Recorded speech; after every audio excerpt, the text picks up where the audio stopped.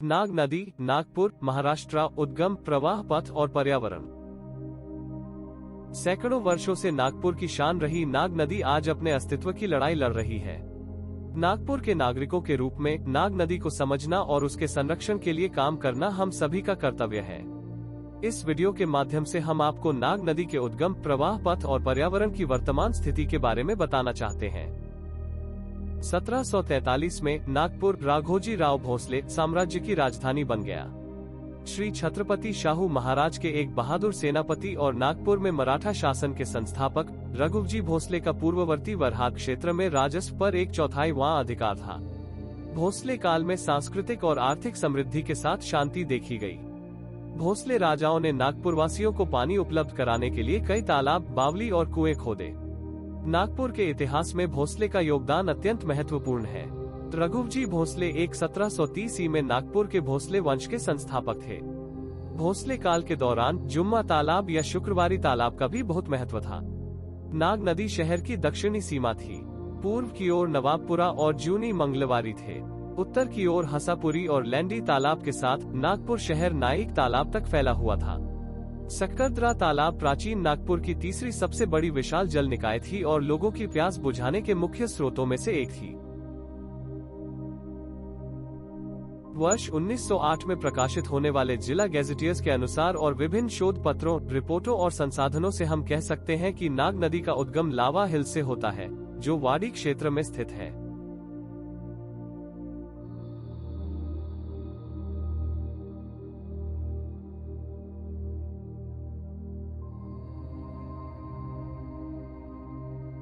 यह नक्शा नाग नदी बेसिन की धारा को दर्शाता है, जिसमें नाग नदी, पीली नदी और पोहरा नदी शामिल हैं। ये अंबाझरी तालाब, फुटाला तालाब, गोरेवाड़ा तालाब, सोनेगांव तालाब, पुलिस लाइन तालाब, वाडी तालाब, पंधराबोडी तालाब, गांधी सागर तालाब, सक्करदरा तालाब, नाइक तालाब, लैंडी तालाब, मंगलवारी तालाब और बाराद्वारी तालाब के नाम से जाने जाने वाले प्रमुख तालाब के साथ धाराओं की कनेक्टिविटी को दर्शाते हैं। यह नाग नदी का उद्गम स्थल लावा हिल है।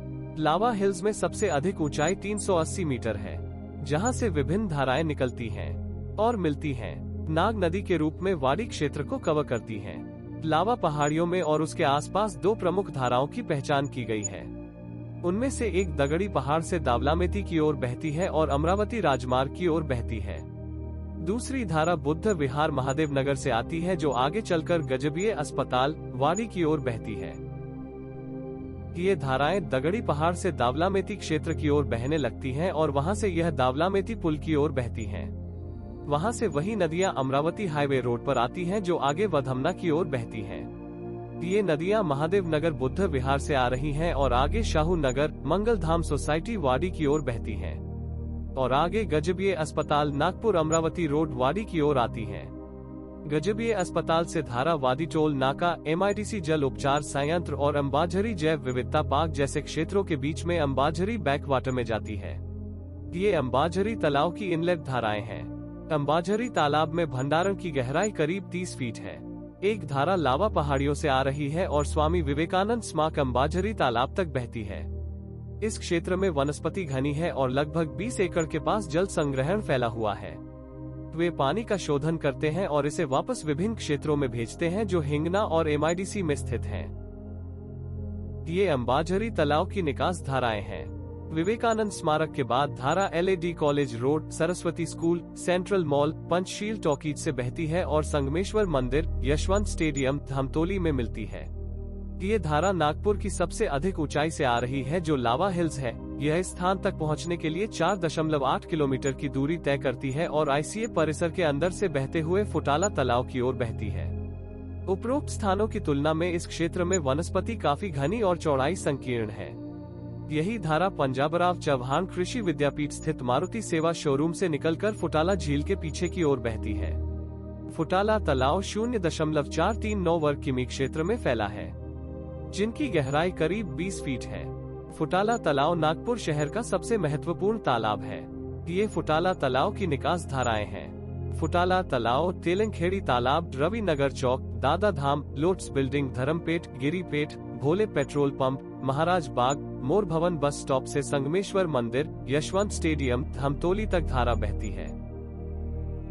चित्र में दिखाए गए मंदिर को धमतोली में फॉर्च्यून शॉपिंग मॉल के पीछे संगमेश्वर मंदिर के रूप में जाना जाता है। इस स्थान पर दो धाराएं मिलती हैं, अंबाझरी तालाब से आने वाली बाईं ओर की धारा और फुटाला तालाब से आने वाली दाईं ओर की धारा, जिसे आमतौर पर नाग नदी के नाम से जाना जाता है। जैसा कि हमने नाग नदी की पूर्व स्थिति के बारे में संगमेश्वर मंदिर के पास के स्थानीय निवासियों से बातचीत की है, जिसे आप आने वाले वीडियो में देख सकते हैं। नहीं, आप बचपन से यहीं रह रहे हैं? हाँ। इसी जगह पे? हाँ। 5 साल 10 साल से? तो 5 साल से जब आप उम्र से 10 साल से तब से हैं, आपने जब से देखा तब से पानी ऐसे खराब है? हाँ, पानी कितने खराब? कभी इसमें नहाते थे लोग? पहले लोग नहाते थे। कब तक नहाए हैं? ये 5-6 साल तक लोग नहाए हैं। 70-75 तक? हाँ हाँ। इसके बाद में जो है तो फिर वो धीरे धीरे गंदा हुआ पानी। पहले जो हमने डेटा निकाला है, यहाँ पे जो पानी है 1 हाथी के बराबर पानी हुआ करता था। हाँ, बराबर सही है? बिल्कुल सही है। हाँ, रहता था ना? तो इसका मतलब कि सही पर तो अभी जो है अभी आधा भैंस के बराबर पानी रहता है यहाँ पे।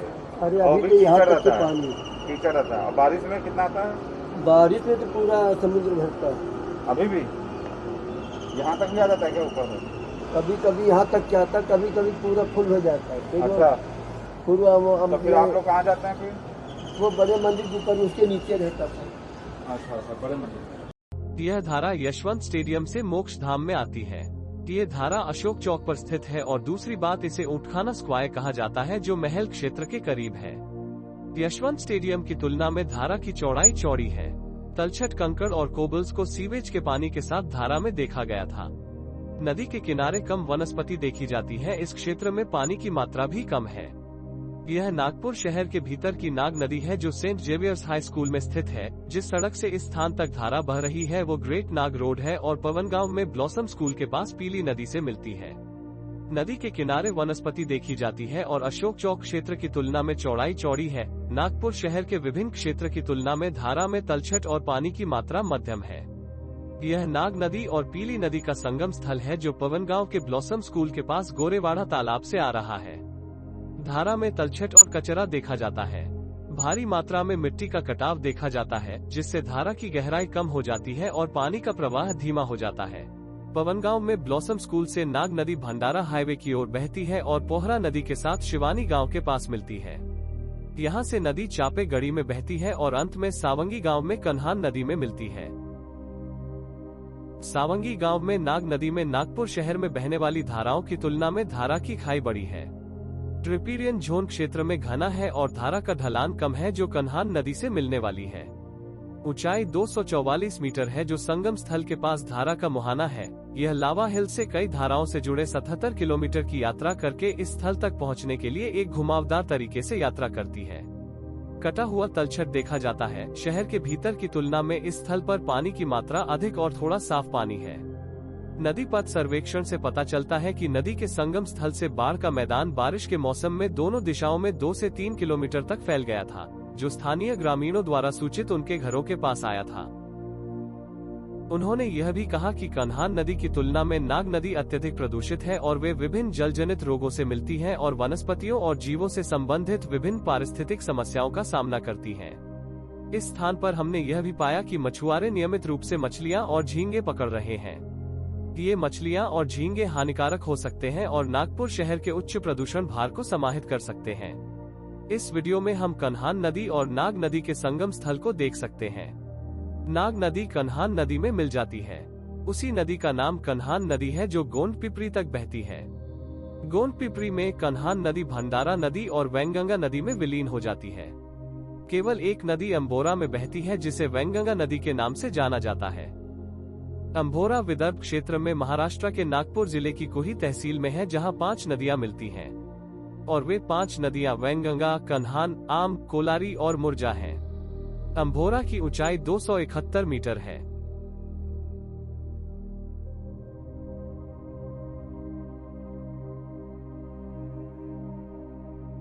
गोसेखुर्द बांध भारत में महाराष्ट्र राज्य में भंडारा जिले में पौनी के पास वैनगंगा नदी पर एक पृथ्वी भरण से भरा बांध है।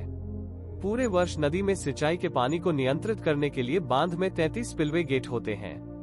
सबसे निचली नींव के ऊपर बांध की ऊंचाई 22.55 मीटर 74.0 फीट है, जबकि लंबाई 11,350 मीटर 37,240 फीट है। बांध की मात्रा 3.83 106 मीटर घन 135 106 घन फीट है और सकल जल भंडारण क्षमता 1146 106 मीटर घन 40.5 109 घन फीट है। इसका उद्देश्य dam foot 2x12 megawatt hydro electric power के माध्यम से स्पिलओवर पानी पर सिंचाई और बिजली उत्पादन और पास की नगर परिषद के साथ साथ ग्राम पंचायत के लिए औद्योगिक पेयजल भी है। नाग नदी और उसकी धाराओं के संरक्षण के लिए हम आप सभी से अनुरोध करते हैं ताकि नागपुर शहर में पानी की आवश्यकताओं को पूरा करने के साथ साथ स्थानीय पर्यावरण को अधिक प्रभावी ढंग से प्रबंधित किया जा सके। हम स्थानीय मीडिया विशेषकर times of India, Dainik Bhaskar, हितवाड़ा और लोकमत समाचार के बहुत आभारी हैं कि उन्होंने इस तरह के प्रदूषण के मुद्दों को सामने लाया और हमें नाग नदी की गंभीर स्थिति दिखाए। इससे हमें नाग नदी के विभिन्न पहलुओं को समझने में मदद मिली, इसलिए हमने पूरी नाग नदी का सर्वेक्षण किया और यह वीडियो तैयार किया। नाग नदी की बेहतरी के लिए नदी को भागों में नहीं बल्कि पूरी तरह से समझना जरूरी है, ताकि उसके अनुसार कायाकल्प और संरक्षण योजनाओं को शुरू किया जा सके। हम यहाँ इस बात पर जोर देना चाहते हैं कि सतही जल और भूजल आपस में जुड़े हुए हैं।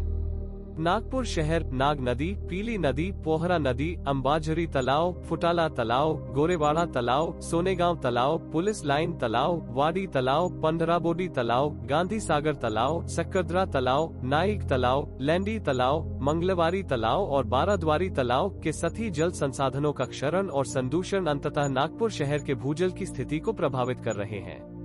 भूजल स्तर दिन ब दिन कम होता जा रहा है और भूजल का प्रदूषण भी बढ़ रहा है। छवि में इसका उल्लेख किया गया है। यहाँ 854 सार्वजनिक कुएं हैं, लेकिन पीने के लिए किसी का उपयोग नहीं किया जाता है। अखबार नागपुर के जल संसाधनों की खराब स्थिति को भी उजागर करता है। नदियां अस्तित्व के लिए जीवित हैं, जबकि तालाब दिन ब दिन सिकुड़ते जा रहे हैं। नागपुर शहर में पानी की कमी जैसा कि 2 साल पहले देखा गया था और आसपास किसी भी वैकल्पिक प्रमुख जल संसाधन की अनुपलब्धता को देखते हुए नागपुर शहर के जल संसाधनों, विशेष रूप से नाग नदी, पीली नदी और पोहरा नदी के जल संसाधनों को बचाने की हमारी जिम्मेदारी है।